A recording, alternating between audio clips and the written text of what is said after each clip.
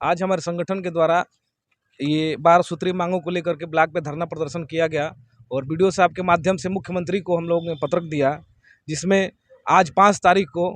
हम लोगों ने ये पत्रक दिया ब्लॉक पे। उसके बाद फिर अगर हमारे ऊपर इस तरह की जो योजनाएं हैं, हमारे जो मांगे हैं उनको पूरी नहीं की जाती है तो 14 मई को हम लोग ब्लॉक से जिले स्तर पे जाकर के हम लोग धरना देने का काम करेंगे और ज्ञापन देने का काम करेंगे। उसके बाद भी अगर नहीं सुना जाता है तो 19 तारीख को हम लोग पूरे दल बल के साथ अपने 12 सूत्री मांगों को लेकर के और लखनऊ में कूच करेंगे और अपने मांगों को मुख्यमंत्री के समक्ष रखेंगे। अगर आपकी मांगें पूरी नहीं होती हैं तो फिर क्या 19 तारीख के बाद फिर आगे का कदम क्या होगा? पहले तो 19 तारीख को हम देखेंगे, 19 तारीख को अपने मांग रखेंगे। हमारे पूरे प्रदेश के नेतृत्व में आह्वान किया गया है, जो ब्लॉक पे हम लोगों ने आज ज्ञापन दिया, फिर जिले पे ज्ञापन देंगे। अगर इसके बीच में कोई कार्रवाई हो जाती है तब तो अच्छी बात है, नहीं होती है तो हम यहाँ से 19 तारीख को ही हम लोग सारा आर पार की लड़ाई लड़ेंगे और 19 तारीख को रिजल्ट निश्चित रूप से कुछ ना कुछ करना ही पड़ेगा सरकार को। जो हमारे ये क्या मांगे हैं आप? जो हमारी मांगे हैं, उत्तर प्रदेश सरकार के जो माननीय मुख्यमंत्री जी हैं चुनावी घोषणा किए थे और 2022 में लखनऊ में हम लोगों का एक पूरे प्रदेश का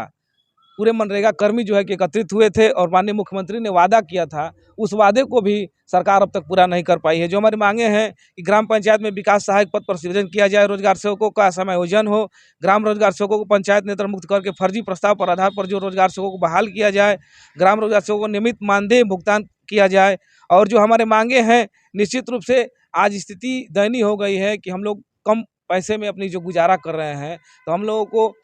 बच्चों को पढ़ाना, बच्चों के दूध और खर्चे को निपटाना बहुत ही मुश्किल हो गया है इस महंगाई के समय में। तो हमारे मानदेय को बढ़ाया जाए, निश्चित रूप से ही बढ़ाया जाए और नहीं तो हमें रेगुलर किया जाए अन्य प्रदेशों के तर्ज पे, जहाँ तक कि हमें देखा जा रहा है कि कई प्रदेशों में रेगुलर कर दिया गया है और हमारे प्रदेश में अभी तक कोई सरकार सुन नहीं रही है, जबकि इनकी माननीय मोदी जी की सरकार राष्ट्र में है और यहाँ प्रदेश में भी मोदी जी की ही सरकार, मुख्यमंत्री योगी जी हैं और अन्य प्रदेशों में ही भारतीय जनता पार्टी की सरकार है। उसके बाद भी हमारे साथ दुर्व्यवहार किया जा रहा है और अन्य प्रदेशों में रेगुलर कर दिया गया है, जबकि हमारे प्रदेश में कोई सुनवाई नहीं हो रही है। जिला के मुखिया डीएम साहब, हमसे आपकी अपील मांग क्या रहेगी? हमने कई बार जिले पे भी इस बात को रखा है और जो ये पत्रक दिया जा रहा है, इससे पहले भी हमने पोस्टकार्ड के माध्यम से, पत्रक के माध्यम से